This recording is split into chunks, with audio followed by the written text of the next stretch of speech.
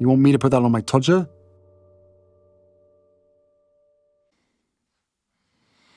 This one's wife, always off the back of others.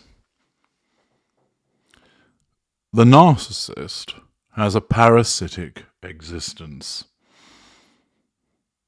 A parasitic existence is one where there is a close relationship, where one organism, the parasite, lives on or inside another organism, the host, causing it some harm, and is adapted structurally to this way of life. It's a kind of symbiosis, a close and persistent long-term interaction between a parasite and its host. Generally speaking, parasites feed on living hosts, although there are some parasitic fungi, for example, that continue to feed on hosts that they've actually killed. The parasitic relationship harms the host, either feeding on it or, as in the case of an intestinal parasite, consuming some of its food. Accordingly, the narcissist fits well within the suggestion of a parasite because the narcissist comes along and feeds off other people. The narcissist does so by feeding off another individual to draw in their fuel. Narcissists are sometimes referred to as energy vampires, sucking the energy from other individuals. But we feed on those within our fuel matrices, tertiary sources, secondary sources, and of course, the primary source, there to feed us with that delicious, edifying, empowering, succulent fuel. We feed off people because they provide to us by way of, say, character traits which we acquire. And if you'd like to learn more about that, please do watch my video, Character Trait Acquisition. And the narcissist feeds off others by way of utilizing them for the facade, by way of utilizing somebody for contacts, for networks, taking money from them. Thus, the narcissist comes along, and from the moment that they interact with somebody, must bring them under control so the parasitic and symbiotic relationship can exist. Naturally, the preferred host is an empathic one, because they, for reasons that I've outlined in other videos, are the easiest ones to ensnare and to keep ensnared. The narcissist, especially those that are of the lesser and mid-range variety, simply exist through others. The greater and the ultra invariably have talents of their own, considerable abilities, but nevertheless still do need to feed upon people. But the subschools of narcissists that are wholly reliant upon others in order to validate and verify their existence are the lesser and mid-range narcissists. This one's wife exemplifies the parasitic nature of a mid-range narcissist. Talent-free, charisma-free, humour-free, she is but a beige individual. A magnolia template that has very little to offer intrinsically, and therefore, in order to attend to the prime aims, must suck the life out of other individuals, drain them of their finances, take the fuel from them, appropriate their assets. She did so with her father. She did so with her half-siblings. She did so with Trevor Engelson and then Corey Vitiello. And latterly she has done so with Prince Harry and his extended family. She has done so with various friends, drawing them in, utilizing them until they no longer fulfill a need, and then disengaging from them. And she's at it again, using others in order to make herself look good, despite the fact that she has no genuine involvement, no need to be there. I reported in a video last week about Do As I Control, whereby this one's wife was seen once again utilising the physical assertion of control over Ginger Bollocks. Her attendance at that event has been reported on and, of course, must generate the puff pieces, as it has done so with Harper's Bazaar, with an article by Rosa Sanchez. Tells us, Prince Harry and this one's wife mark Remembrance Day in matching black suits. Well, thank God we're told that.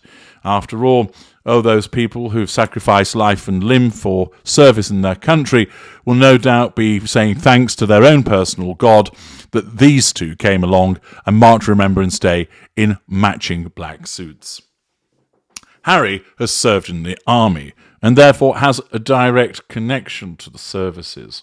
Although one has to question why a British royal is involving himself with the remembrance of American service people. Nevertheless, you can make a case for him to do so as a consequence of the fact that he has given service himself.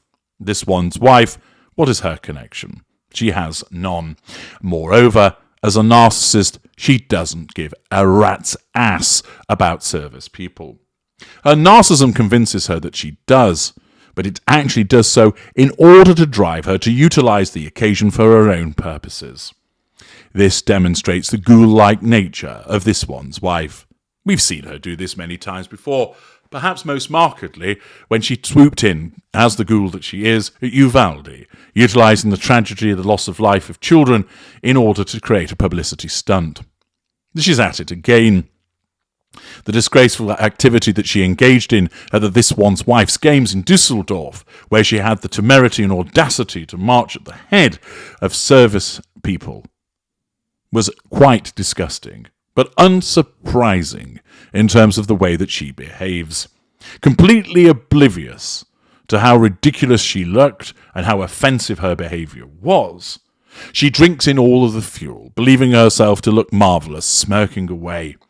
And she does it again, this time on Remembrance Day, believing that, of course, she's being respectful when her very actions show that she's not, by thereafter making it all about her and what she was wearing. The puff piece that has been generated tells us this. This one's wife's Duchess of Sussex joined husband Prince Harry in San Diego to support a cause close to his heart. The Duke and Duchess visited the Navy SEAL Foundation, a non-profit organisation dedicated to providing critical support for the warriors, veterans and families of the US Naval Special Warfare Command, as it unveiled its new fitness program facility in the city. There, Navy SEAL warriors and veterans will be able to physically and mentally recover and rebuild from injuries and trauma on the field. After touring the new space, Harry and this one's wife participated in a discussion about mental health challenges faced by veterans and their families. So far, so sincere, or at least you would think so. But remember, this is an individual who is always functioning off the back of others as a parasite. And true colours are now demonstrated. After telling us a bit about what the facility does, and of course making repeated mention of this one's wife, she then is reported in this fashion. For the occasion, this one's wife wore a navy blue sweater with a lovely flower embellishment on one side, paired with chic black pants.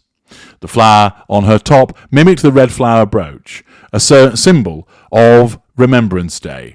On Harry's black suit, it's a fucking poppy, get it right, which he wore with a crisp white shirt and glossy black dress shoes. Who gives a fuck about what they are wearing?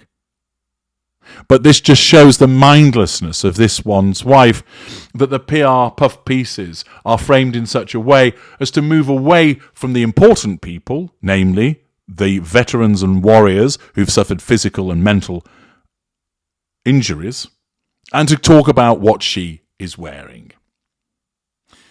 Later in the evening, the Sussexes joined guests at the grand opening celebration where they met with SEALs. I'm sure the SEALs thought, what the fuck are you doing here? The holistic whole-person approach that Naval Special Warfare takes in supporting active duty service members and veterans is unparalleled, Harry said. When veterans walk through these doors, not only will they have the tools to heal their bodies, but also the resources to heal their minds.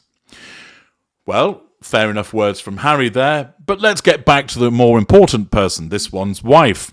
For the important occasion, this one's wife changed into an elegant black suit to match her husband's.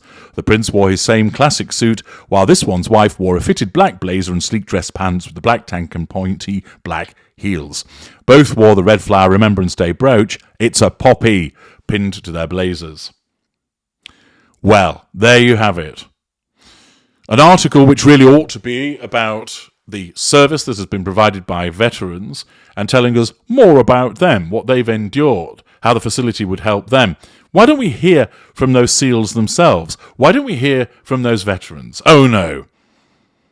The likes of Harper's Bazaar and other such supine publications feel it is far more appropriate, in accordance with the PR direction that comes from this one's wife, to bang on about what she's wearing.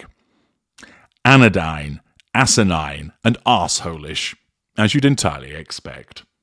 I'm H.G. Tudor. Thank you for listening.